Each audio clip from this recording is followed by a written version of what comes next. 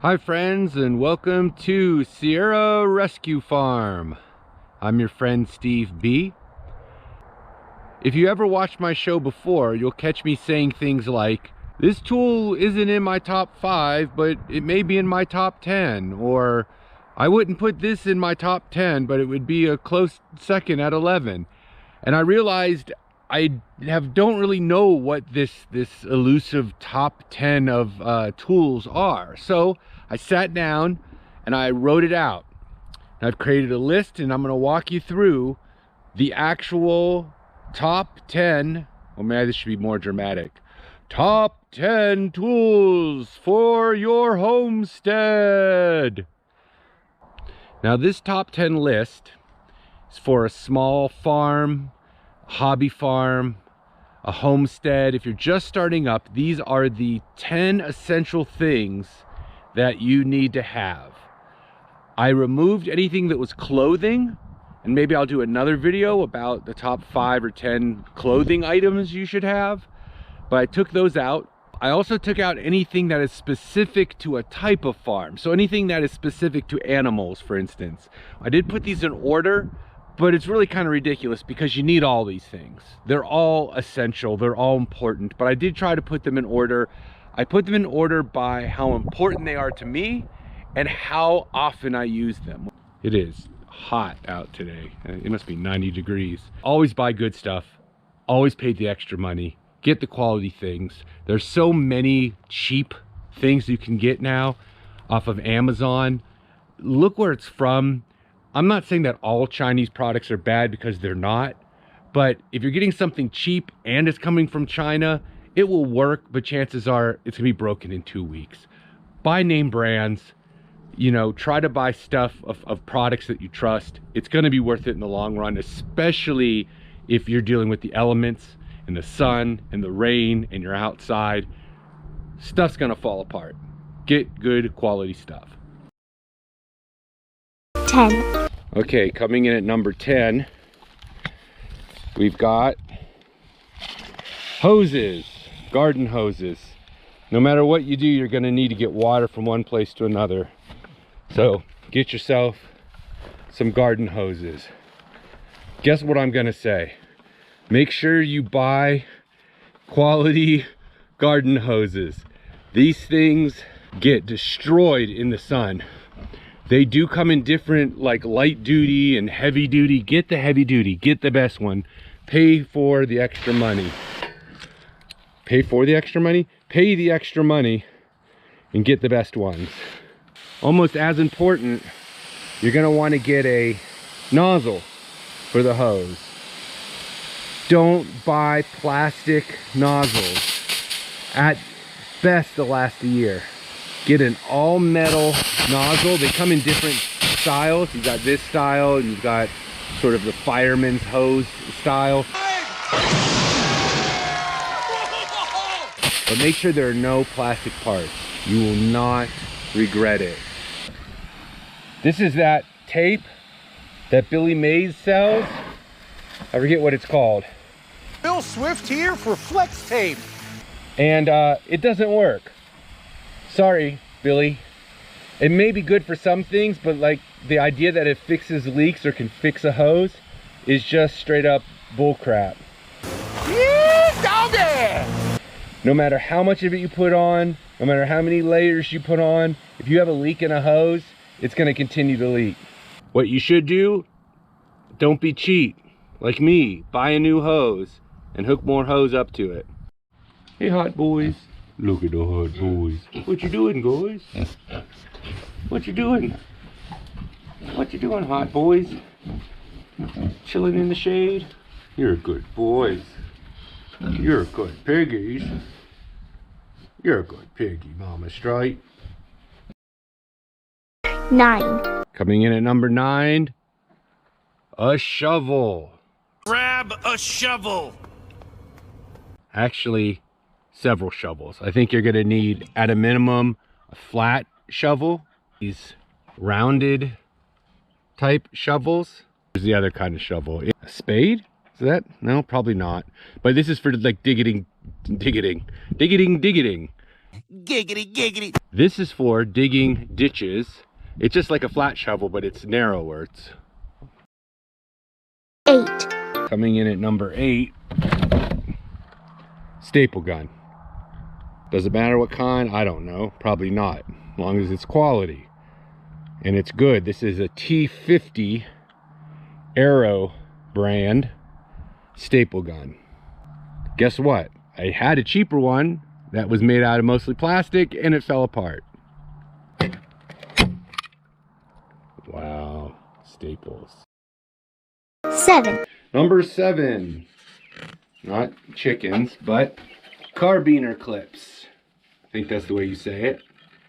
In fact, I use these so often, I couldn't find any in the garage. I had to come out here to show them to you. I use them to hang stuff, to hang things from my belt. Look, in fact, if I turn this around, you'll see that there's one on my belt here. There's even one on the end of the GoPro. So there is a difference between this Carbine clip and this Carbine clip. They look the same. They actually have the same function, clipping things. But this and these colored ones are cheap, and they will not hold any weight. If you put any sort of weight on them, they will collapse. They will break.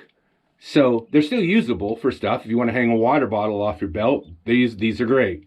But if you're going to put any weight on it, make sure you get real Carbine clips, which you can get at your hardware store or Tractor Supply.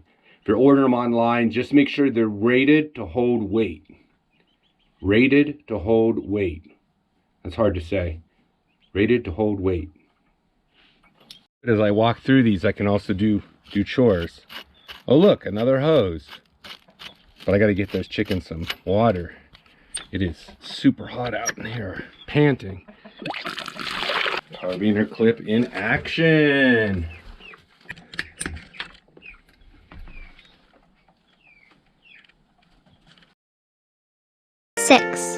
Coming in at number 6. Chain. Well, that's a rusted chain. Gonna break my rusty cage and run. Well, here's a nice one. So chain comes in different strengths and different amounts. I don't know what this particular one is, but I use this a lot to hang things, close gates. Endless uses for chain. You're gonna need chain. Along with chain, you're gonna need something to cut chain, like a chain cutter or a bolt cutter. Bolt cutters, guys! Just use bolt cutters! There's other ways to cut it. You could use a Dremel, but this comes in really handy. You're gonna need.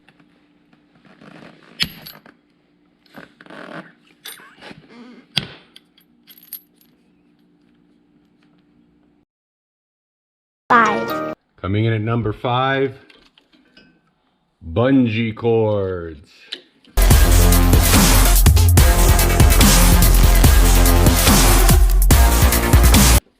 Now there's different types of bungee cords. This is one I use probably the most often, although it's not my favorite bungee cord. Here's a different type of bungee cord. It's very useful. Let me show you what this is for. You can wrap it around something and then use this ball to lock it on. So like this, you just wrap it around something and then it holds on. Now of course you'd wrap something to that. You'd want to put two things together. But that's what that is. Bungee cord, I use bungee cords for just about everything. Look, here's some bungee cords precariously holding a gas of propane to a cart for no particular reason. Right, so here's another bungee cord holding the compost bins together. This one's less than a year old, but here's what happens to these bungee cords. This used to be the same bungee cord, the orange bungee cord. And if I pull on it, it'd probably rip apart. Now this one's still pretty stretchy. Oh, but you see, it's coming apart there. They last about a year, but they're essential. Aha! This guy. This, I hope you can see it. I know it's probably dark.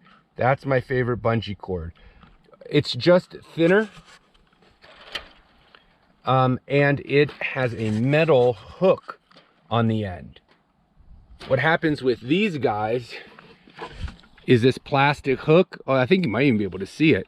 It starts in the sun, it starts to break and crack, and it bends, and it won't, oh, well, take my word on it, it'll break. It has a fatal point here. Now there's metal inside of it, but it's really cheap and it bends and it's terrible.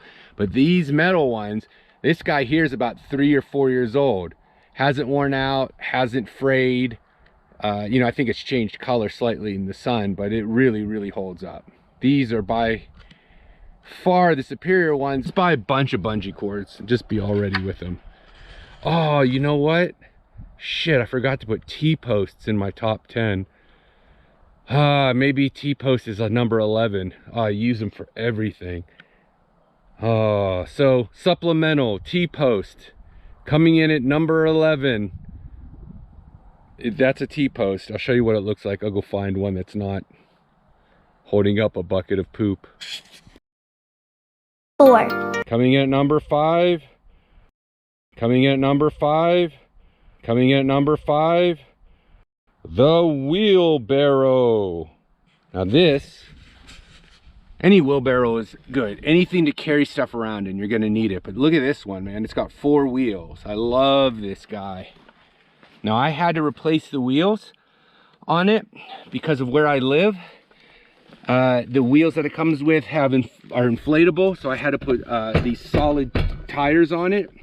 Because, why? Well, look, you can obviously see why. Can I get one out? Yeah, there we go. Can you see that? That's called goat head weed. And it makes these little things that close up look like a goat head.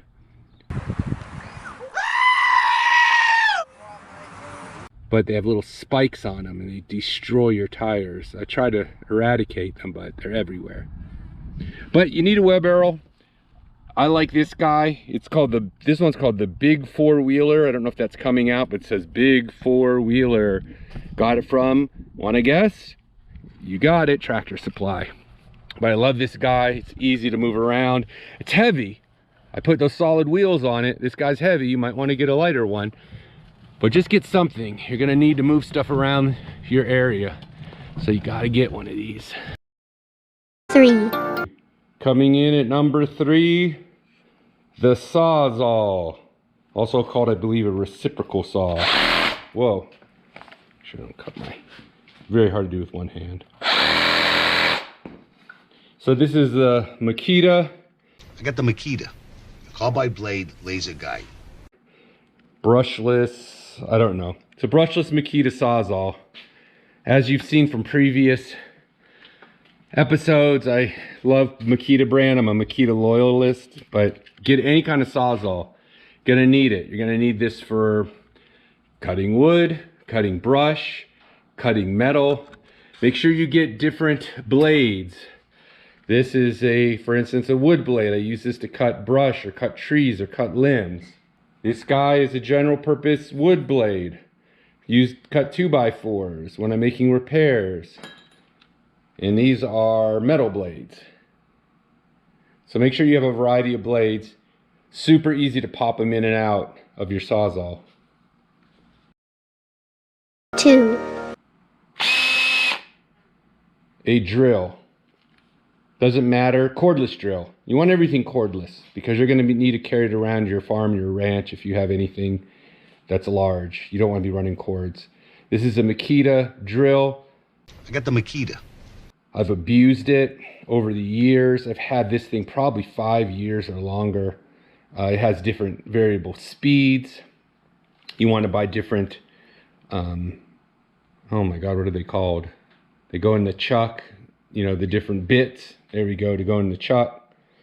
But yeah, you need this. Let me show you something that's changed my life. This is awesome. This changes everything. Maybe you're aware of this and I'm just an idiot, but this screw, and I use mostly screws over nails. Maybe I'll have a screw versus nail episode, but I mostly use screws. That's why You're not going to see a hammer on the top 10 list. This is, I hope you can see that, a star-headed screw. Before I got my ranch, I thought there were only two types of screws. Regular, the straight slotted ones, and the Phillip, the cross slotted ones. But there are these ones that have a star, and they're amazing. They literally changed my life. They're so much easier to use. Buy star screws, use star screws. Sierra Rescue Farm, not associated or affiliated with the star-headed screw cabal. 1.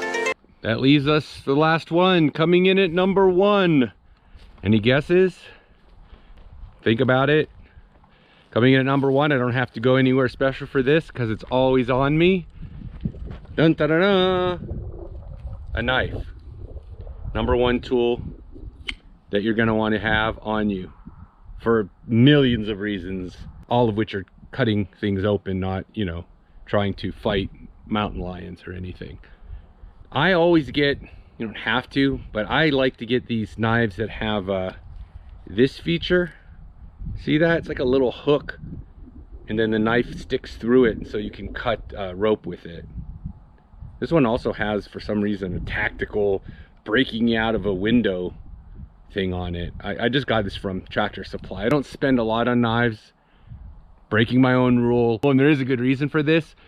I lose them. I've got it probably a half dozen of these knives just laying around the farm. Sometimes I leave them outside. Sometimes I wash them in my pants. I try to hold on to them, but I end up losing them. So I don't invest a lot in them. So I'll pay $20, $30 for a knife.